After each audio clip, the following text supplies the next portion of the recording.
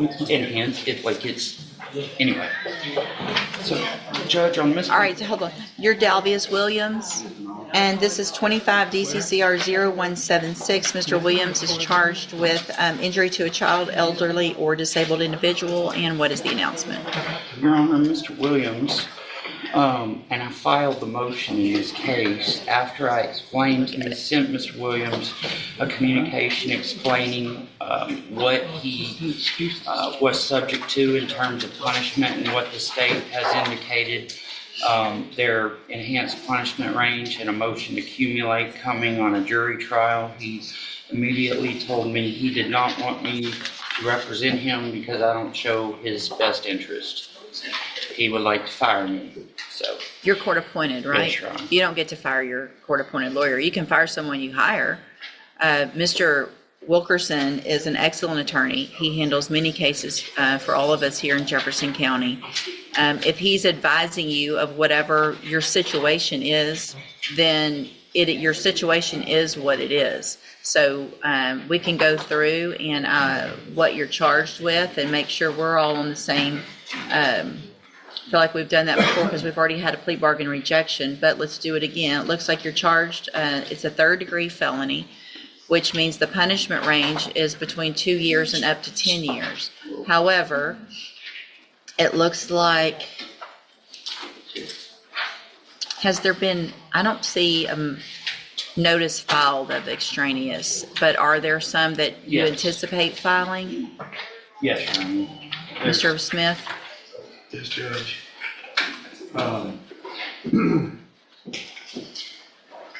Two prior state hearings. Well, there's a third degree.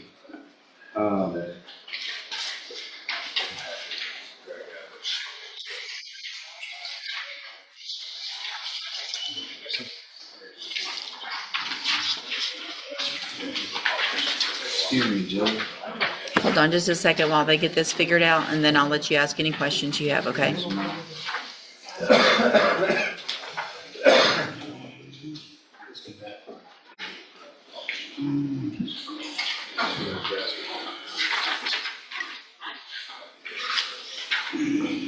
No, come with me.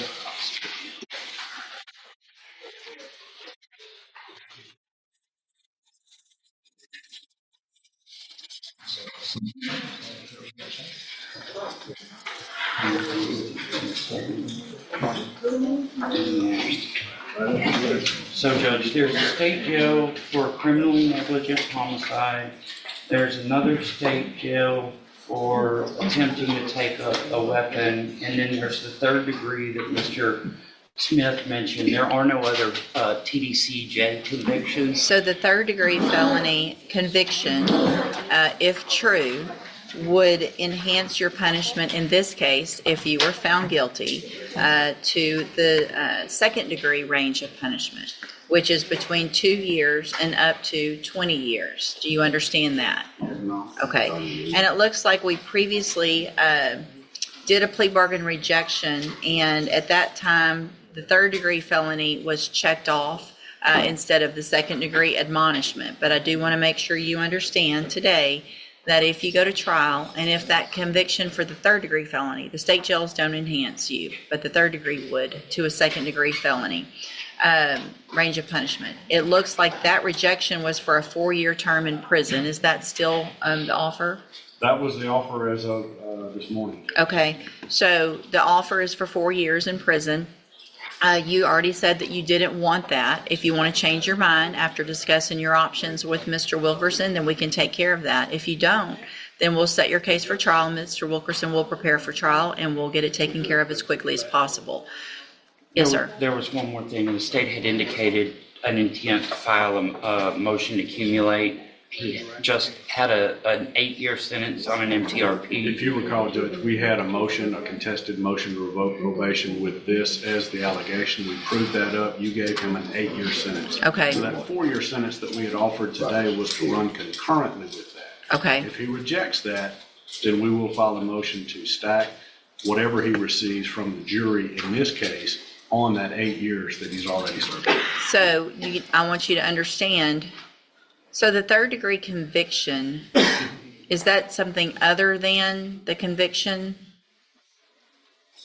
The revocation, or that's the one that, The revocation was for a injury to a, so that was, the prior conviction that y'all are talking about, that third degree, That's on the MTRP, that's on the MTRP? yes. And so, does everyone agree that timing, though, the conviction of that, I see what you're saying. I don't think that one does, but I think the 2 state jail felonies bump it up to a 2. they don't do anything? State jails don't do anything to a TDC case. And if I convicted him on an MTRP after this offense date, then he wasn't convicted on the offense date, and so that doesn't make it sequential. Am I right? I think you are right, Judge, so I do think it goes to the,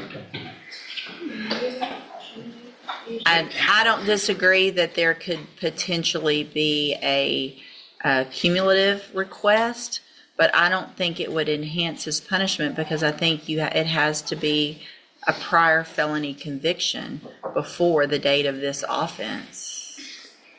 Help me out. Am I right? I'm looking at all the lawyers, everybody. I think Yeah. you are, Judge. Yeah. Okay, so forget everything we just said. The range of punishments between 2 years and up to 10 years in your case. State's offered 4. You can take your 4, you can go to trial. Mr. Wilkerson will remain your attorney. So what do you, I want to go to trial. Okay. And I want to see what is the outcome if I can get my own lawyer. well, yeah, so you have the right to hire your own lawyer at any time. But because you're in custody, we're going to move forward with your case. I'm clearly going to appoint you someone. You're not just going to sit in jail without a lawyer. We're going to make sure you have representation, and your case is going to move along. So if your family or you has the funds to go hire someone, then by all means, you need to get them hired, and they can substitute in, and they need to get ready for trial also. Until or if that happens, if it doesn't, we're going forward. Case will be on the trial docket. We're going to move forward. We're not going to keep putting it off for that to happen. If it happens, great. But as of right now, you're rejecting the 4.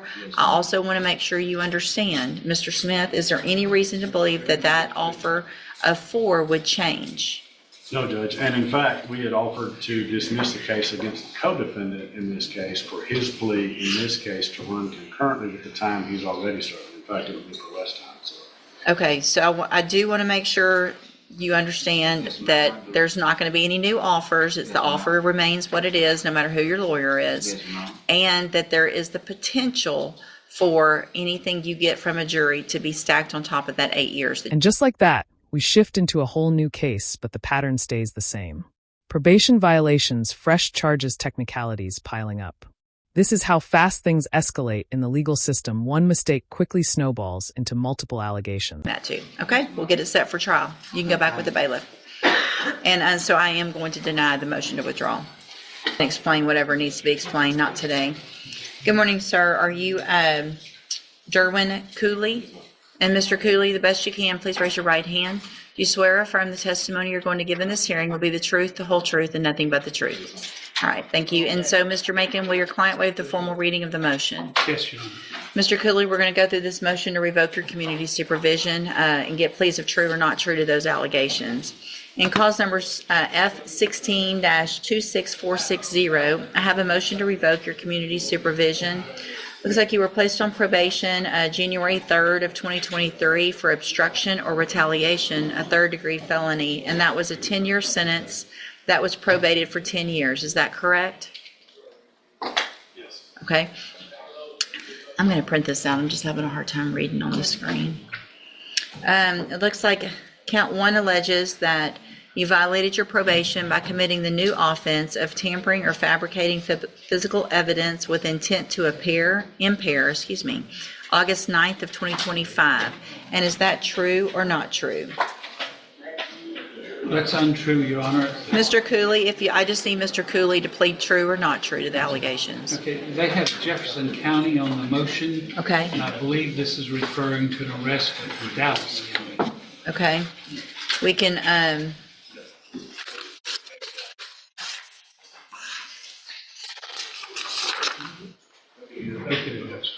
Is Dallas. All right, does the state, do you want We would to, move to amend that to Dallas.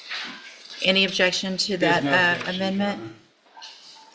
Okay, so then, Mr. Cooley, so the allegation in count one is that you committed that offense of tampering or fabricating with physical evidence with intent to impair August 9th of 2025 in Dallas County, Texas. And is that true or not true? Count two alleges that you failed to report to the probation office as directed by mail for all of 2024, January, February, March, April, May, June, July, and August of 2025. And is that true or not true? Speak up. Count three alleges that you failed to immediately report to the probation officer your change of address. Is that true or not true? Count four alleges that you failed to immediately report to your probation officer that arrest for tampering or fabricating physical evidence with intent to impair. And does the state wish to amend that? Yes, we do, Judge, over in Dallas County as well. Any objection to making that Dallas County? All right, so the allegation is that you didn't report the arrest from Dallas County to your probation officer. Is that true or not true? Count five alleges that you possessed a drug, methamphetamine, August 9th, 2025. Should that be in Jefferson County or Dallas County? Dallas. I believe that's going to be Dallas County as well.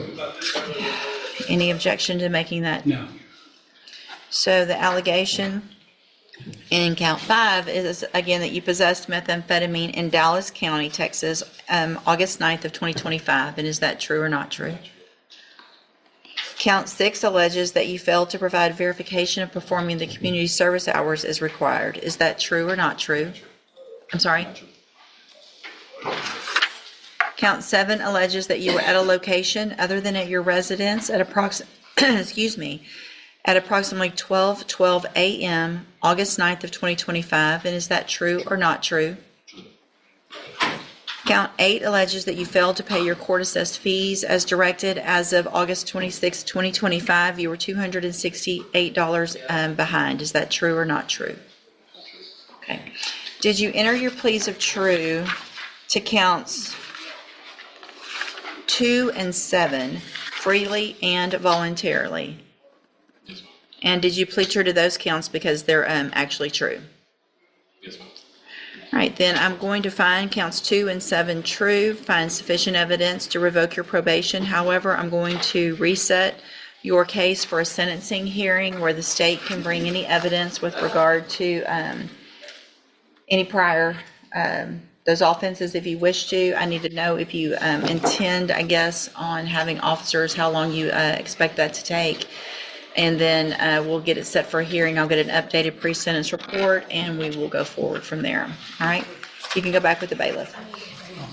We need a print. If you'll step in front of the clerk real quick, she needs to take your thumbprint, please. The ruling is subtle but carries real weight.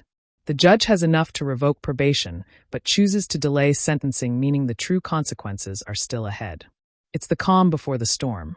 So now the question is, based on everything you've seen, how do you think this ends?